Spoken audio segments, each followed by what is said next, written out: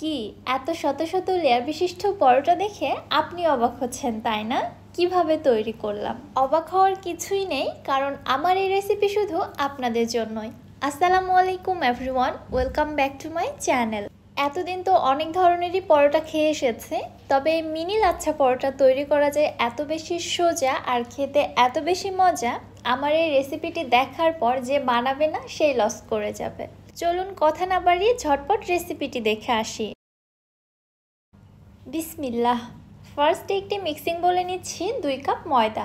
ময়দার পরিবর্তে আটা দিয়েও এই পরোটাটা তৈরি করা যাবে। দিয়ে দিচ্ছি স্বাদ মতো লবণ, 1 চা চামচ চিনি এবং দিয়ে দিচ্ছি 2 টেবিল চামচ সয়াবিন তেল।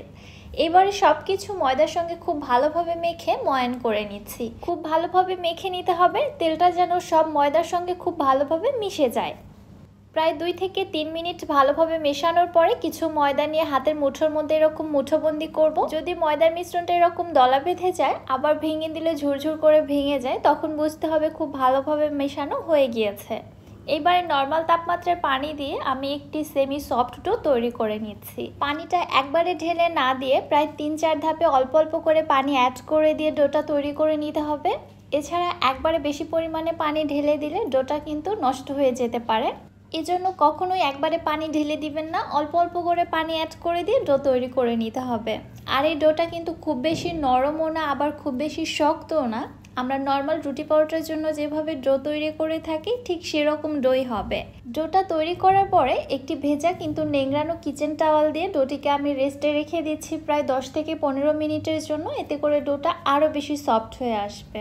এইদিকে আমি একটি কর্নফ্লাওয়ারের স্লারি তৈরি করে নিচ্ছি। একটি বাটির মধ্যে নিয়ে নিচ্ছি 2 টেবিল চামচ কর্নফ্লাওয়ার এবং সাথে দিলাম 3 টেবিল চামচ সয়াবিন তেল। এবারে সব কিছু খুব ভালোভাবে মিশিয়ে ঠিক এরকম থিকনেসের একটি ব্যাটার তৈরি করে নিচ্ছি। ব্যাস তৈরি হয়ে গেল আমার কর্নফ্লাওয়ারের স্লারি। এটাকে এক সাইডে রেখে দিচ্ছি। ফিরে আসলাম 15 মিনিট পর। এদিকে ডোটাও খুব ভালোভাবে রেস্ট হয়ে গিয়েছে। আর দেখুন আগের থেকে ডোটা কত বেশি সফট হয়ে এসেছে।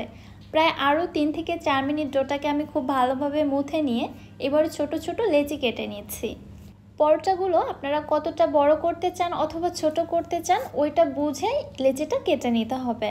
আমি খুব বেশি বড় করছি না, আবার খুব বেশি ছোটও করছি না, মিডিয়াম সাইজের লেচিগুলো কেটে নিচ্ছি। এরপর এখান থেকে একটি লেচি নিয়ে বাকি লেচিগুলো সেই কিচেন টাওয়াল দিয়ে আমি ঢেকে রেখে দিচ্ছি, যেন উপরটা ড্রাই না হয়ে আসে।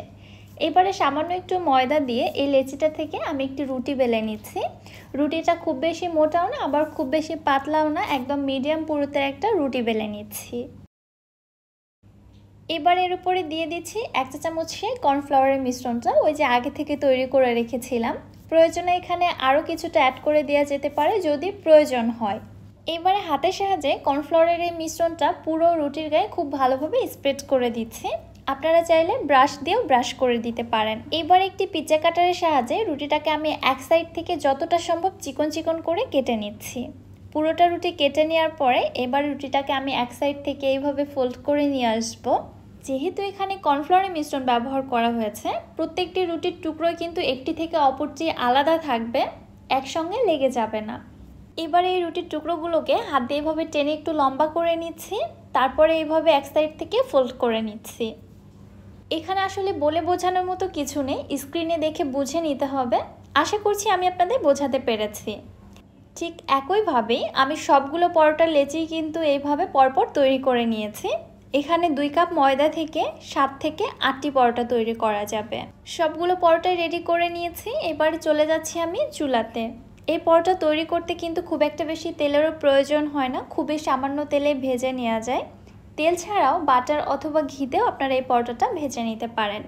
আমি একটি প্যানের মধ্যে সামান্য পরিমাণে তেল ব্রাশ করে নিলাম, দেন এর উপরে পরোটাগুলো দিয়ে দিচ্ছি।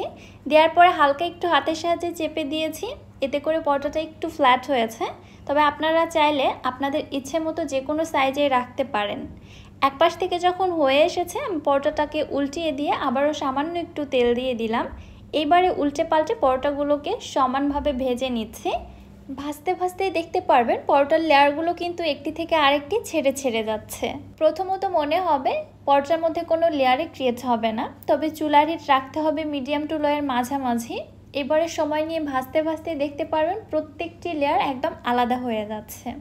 যখন আমার পছন্দ মতো কালার চলে এসেছে তখন আমি চুলা থেকে নামিয়ে নিলাম।